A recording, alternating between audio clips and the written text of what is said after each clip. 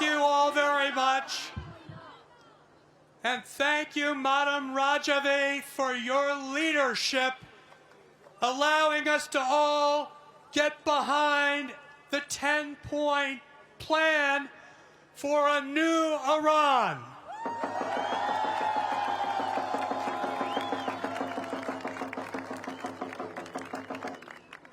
It's not enough just to be against the mullahs. It's not enough just to have fought against the Shah, because a military dictatorship is just like a religious dictatorship, and with Madam Rajavi, we will have a democratic Republic of Iran.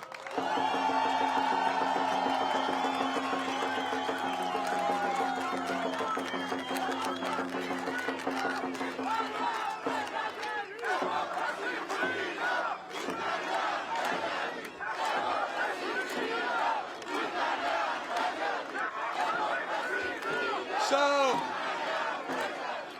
we are here today in the heart of Europe.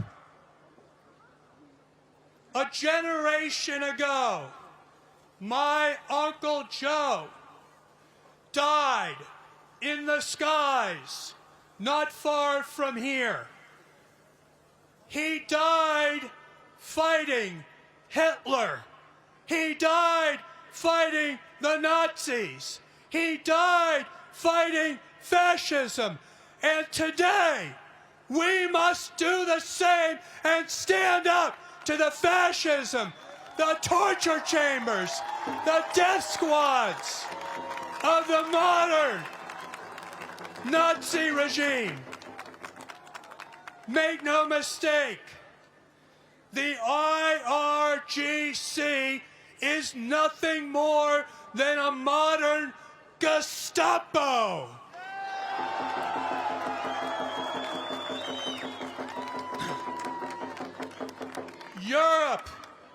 Europe, and the United States, and countries around the world stood up against Adolf Hitler because he was a threat to democracy and to freedom all around the world.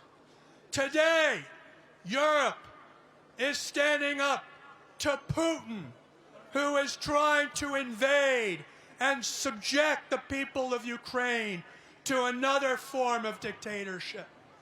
And now today, we are seeing that same fight from the people of Iran, but also people from around the world, to stand up against the brutal dictatorship of the mullahs. We must understand, this is not an Irani issue. This is a world human rights issue. I may not be from Tehran, but I am standing with all of those in Iran who want the same freedom that I enjoy in the United States.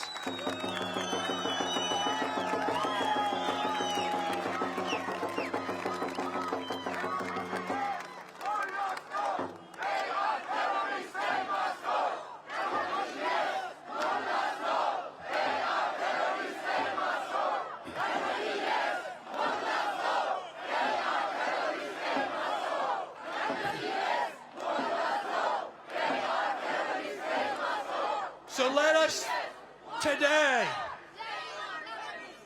remember Mahsa Amini, the young woman who was killed because she would not comply with the fascist mullahs.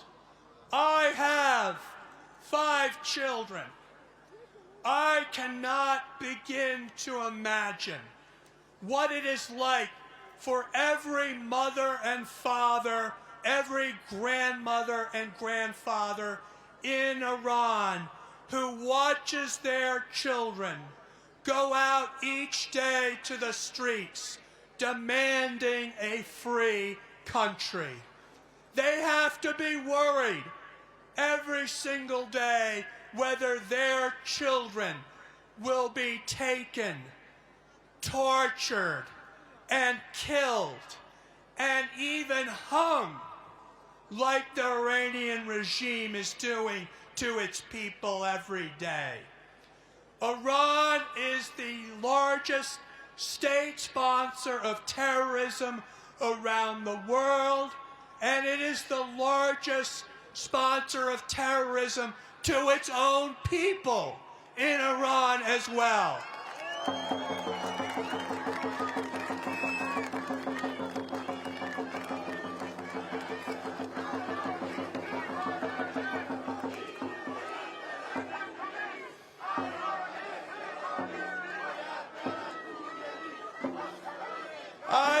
I love this comment. Listen, the IRGC is a tool of the mullahs, just as the embassies here in Brussels, in Germany, and in Austria are nothing more than an arm of this brutal dictatorship. We all know Assadi was a diplomat hiding under the cloak of legitimacy, and yet he orchestrated a terroristic plot here in Europe, here in Belgium. The Iranian government wanted to kill your countrymen in Belgium and your neighbors in France and all over Europe when they tried to bomb the event to find an opportunity to celebrate freedom. Assadi and the Iranian henchmen were trying to kill everybody that showed up to that rally. And we must make sure that the courts here in Belgium do not allow Assadi to go back to Iran, but he should rot in jail here in Belgium.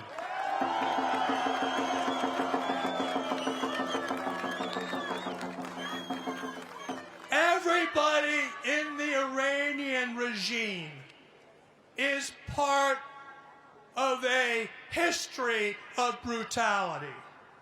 Even the president, Raisi, only became president because he murdered.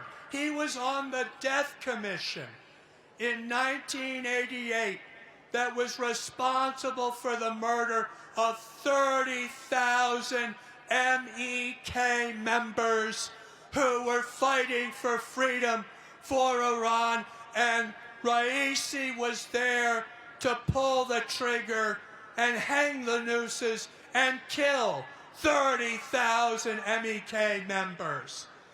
And if you want to know why it was so difficult for Iran to build a new resistance movement after the Shah was deposed, it was because the Shah killed so many MEK, so many resistance fighters. So when we have a new Iran that is coming very soon, it only makes sense that the organization that has been protesting longer and stronger than any other freedom group, the MEK, can begin to build a new future because they have the legitimacy of having been in the fight and having died for the struggle for a free Iran.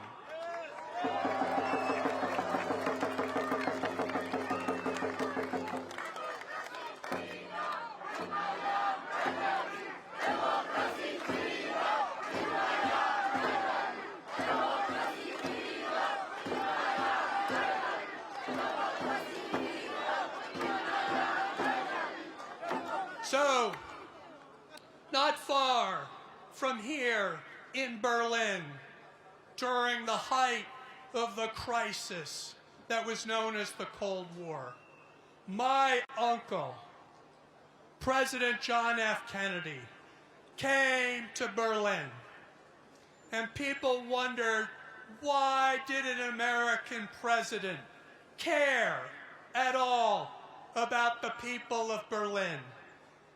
Because he saw the struggle of those from Berlin as a universal struggle of all humankind. And he said in that famous speech, "Ich bin ein Berliner. I am a Berliner." And so today, you may ask, why is it that Americans, Canadians, people from all over the world are supporting you, the Iranian people? The reason we are supporting you is that we are you. We want the same freedom for you as you want for yourselves.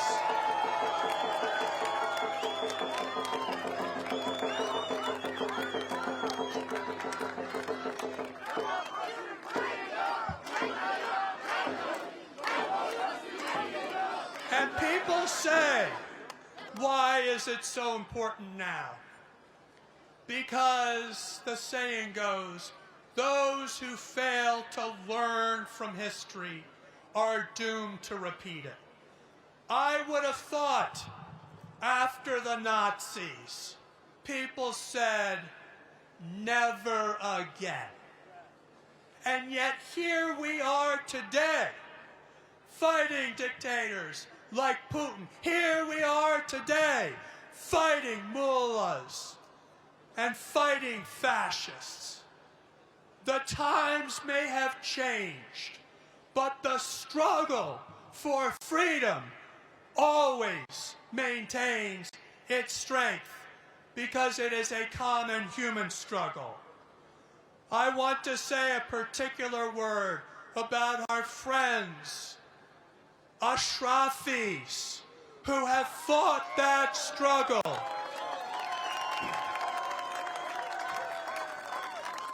Who fought that struggle on behalf of the whole world, because through their struggle they brought attention to the struggle of Maryam Rajavi and the resistance movement. Thank God, friends, Ashrafis, for all that you have done. And so, as we know everywhere, threat to justice anywhere is a threat to justice everywhere. And that is why we're gathered today here. Because we need to say to Europe, you must stand up to these thugs, just like you stood up to Hitler, just like you're standing up on behalf of Ukraine. Because it is a unifying fight for freedom, that we all should stand up together. And with that, as my uncle said, when he said, "Ich bin ein Berliner," today I say, "Man Irani Hasta."